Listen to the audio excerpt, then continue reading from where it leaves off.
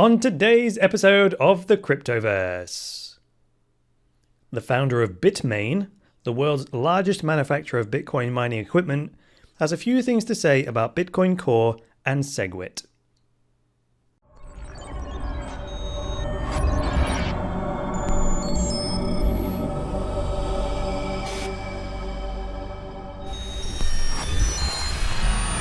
TunnelBear is the simple VPN app that makes it easy to browse the web privately and enjoy a more open and secure internet experience.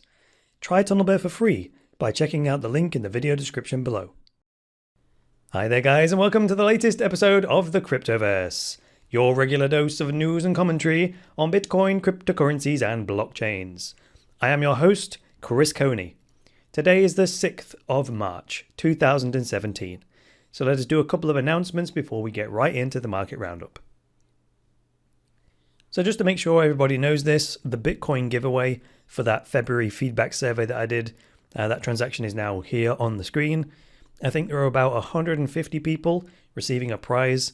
As you can see here, all the prizes go anywhere from the lowest of about 3 pence, that's in British pounds, all the way to the top prize at the bottom here, if we go down, to the top prize was £1.37. That's like $3, $2 or $3 in total. So that was the total giveaway there. Now I'm actually looking for a new competition idea that I can run this month. So if you have any creative ideas, please do let me know in the comments below. I want to come up with ways for you guys or viewers to help to improve the Cryptoverse, to promote it, and then win Bitcoin for doing so, right? I want to try and get some kind of routine going so that every calendar month I'm consistently giving away some of my YouTube advertising revenue, right? So help me out with this, will you? And also, based on the feedback that I got in the survey, I'm going to do something a little bit different with the news segment today. So I'm not going to tell you what it is. Let me know what you think and let me know if you can actually tell whether I'm doing anything different or not. So over we go to coinmarketcap.com to see what we've got in terms of cryptocurrency price movements. We have the biggest winner today is NEM, and this is biggest winner by percentage. NEM is up 24.17%. Now bear in mind this is a Sunday to a Monday gain, so I've begun doing a bit more reading into NEM actually, since it's been on the rise lately. And my impression is that it bears some resemblance to the structure of the Dash network, except it's not a fork and it's also not a mineable currency. The coin itself is still sitting just over 1 cent because there are over 9 billion NEM coins, meaning each coin is only worth a tiny fraction of the overall market cap. And like anything, I said I was looking into NEM a bit more. The more I learn about it, the more my initial assumptions seem to be inaccurate. And I say that because it seems like NEM isn't just a cryptocurrency. It's not just a network. They have a range of features built into the network itself.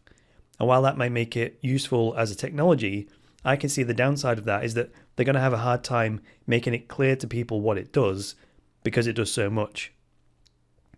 Now moving on then to the biggest loser down here in 20th position, it's Ardor, down 7.37%. And that's the biggest loser by percentage today. Ardor provide like a blockchain as a service, and they create child chains on the NXT network by the looks of things. And the Ardor coin, which is ARDR, is worth about 1.5 cents US.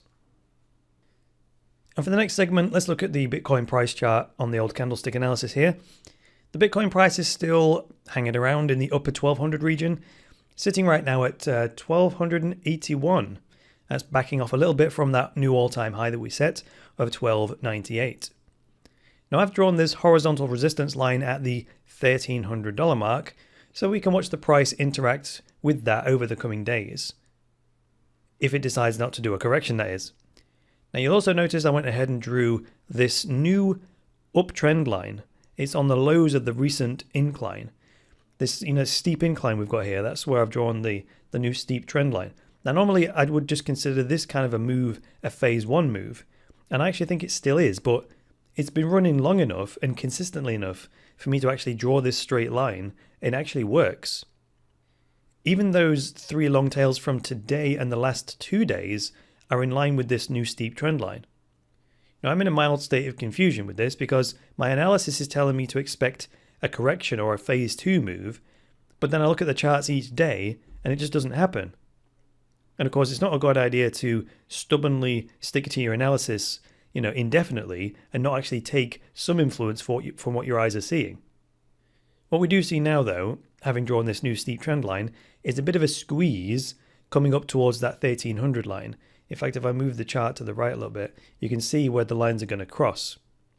So either that steep trend line is going to have to break, or the $1,300 mark is going to have to break. And it's not clear enough for me to actually call. It's really hard to be confident about what's going to happen because we're at these all-time highs. Now let's check in with the Litecoin network and see how the old segregated witness support is getting on. That's actually featured in the news today, so that's opportune. Now today, this is obviously over the weekend as well, we are up a total of 1.7%, sitting at now 21.4% total support. According to my data, that's the highest ever on record, according to the Litecoin network, and it puts the projected activation date at the 11th of June 2017, which is going to be plenty soon enough for it to activate. Bitcoin, on the other hand, still stagnating.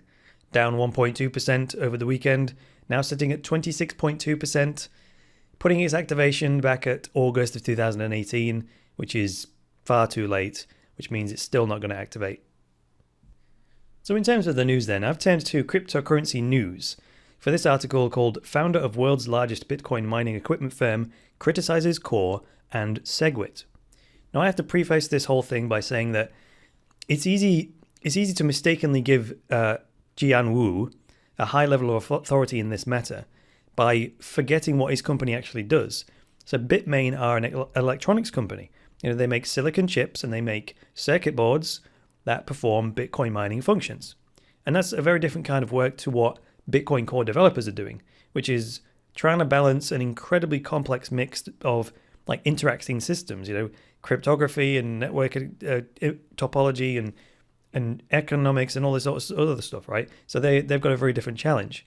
So it depends what level Jian's going to criticize it at. So let's see what he's got to say about this. So it says here, yeah, great. Bitmain supplies 70% of the world's mining machines. That's brilliant. The Bitcoin community is now largely split into these two groups who have differing opinions on how to increase the capacity of the Bitcoin network and then process more transactions. Lovely. And those two camps are Bitcoin Core and then Bitcoin Unlimited. And Bitcoin Core is the synonymous with Segwit. That's the technology that they're putting forward.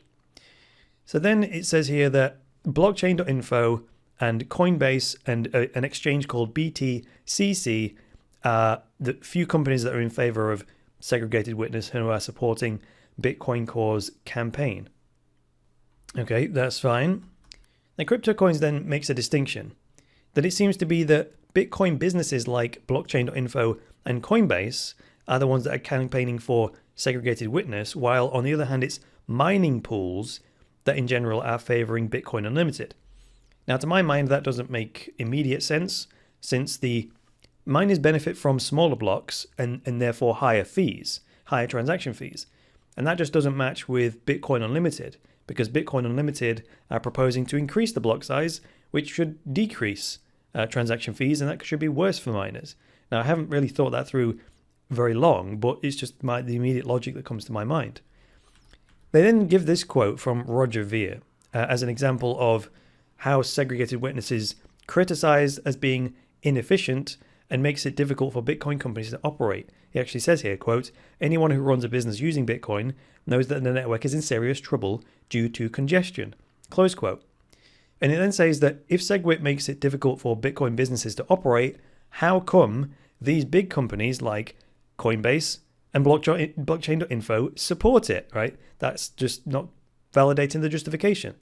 Now, I can answer this myself by making a distinction between Bitcoin services like blockchain.info and Coinbase and, like Roger Ver is saying, businesses using Bitcoin like me, Cryptoversity.com, and Roger Ver's business, Bitcoin.com. So Roger Ver was talking about how Bitcoin is becoming increasingly difficult to use for companies actually using Bitcoin for its benefits, like Cryptoversity and Bitcoin.com. Companies who are not directly part of the Bitcoin infrastructure, like Coinbase and like blockchain.info are, right? So then I went on to this next bit where it says there's this whole thing about Bitcoin Unlimited being a hard fork and then Segregated Witness being a soft fork. And that's where a lot of this debate goes on. It sometimes becomes a debate about the dangers of hard forks rather than the specifics of these two technologies that are going to upgrade the Bitcoin network. And I'm generally of the opinion that a hard fork is better because then the free market decides which way they want to vote. The problem with that is that the vast majority of Bitcoin users do not have the knowledge to make that decision for themselves. That's pretty much what the purple bit says. But then in the grey, Jian Wu says that, well, the Bitcoin network has done several hard forks before and increased the block size and everything was fine. But what's missing from that analysis is the fact that the Bitcoin ecosystem is now a $20 billion ecosystem with hundreds of millions of dollars a day in economic activity. And the complexities and the costs of unintended consequences are much higher today than they were back when Bitcoin was just a very, very small community. He even says here, quote, Bitcoin Core exists as a dictatorship and tyranny. Upholding speech control, colluding to attack people with different views has become the biggest threat of the long-term development of Bitcoin. Close quote. And then it says on the Crypto Show, Roger Ver explained, quote, I'd like to quote Satoshi Nakamoto. And in his own words in a public forum for everyone to see in 2010, he says that the ultimate solution is to allow blocks to get as big as they need to get, and that is the Bitcoin I signed up for, and that is the Bitcoin all of the early adopters signed up for. So thanks for joining me today, guys. If you liked this episode, hit the like button. If you disliked it, hit the dislike button. Please leave me a comment below with some feedback and get subscribed.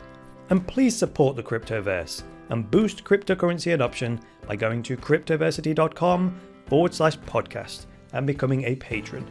From just a few dollars a month, you can secure Cryptoversity's future, get unlimited access to all Cryptoversity courses, and access a private patrons-only chat group where you get direct access to me. That is all for today, guys. I'll be back tomorrow with another episode of the Cryptoverse. So until then, it's me, Chris Coney, saying bye for now.